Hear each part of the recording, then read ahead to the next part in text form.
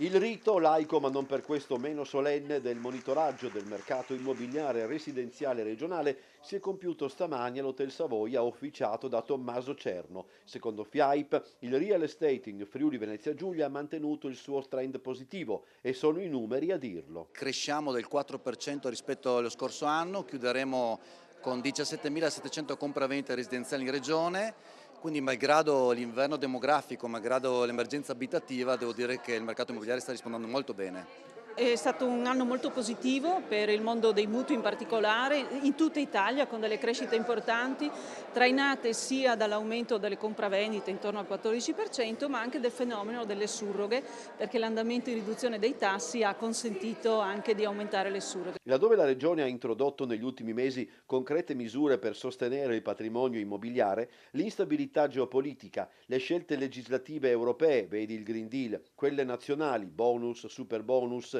e incentivi vari, potrebbero incidere comunque in una realtà che non dovrebbe comunque riservare sorprese nell'immediato. C'è tutto il tema dell'efficientamento energetico che sicuramente produrrà tutta una serie di costi in base alle direttive europee che abbiamo, quindi secondo noi le previsioni sono di una stabilizzazione del mercato e anche dei prezzi. Nello specifico, Trieste, che pure vanta un aumento del numero degli investitori stranieri e degli studenti stranieri, registra una criticità. Il mercato non riesce a soddisfare tutte le richieste, l'offerta è molto limitata e quindi non si riescono a soddisfare tutte le richieste. FIAP al momento non vede un problema nell'innalzamento al 26% della cedolare secca sugli affitti brevi.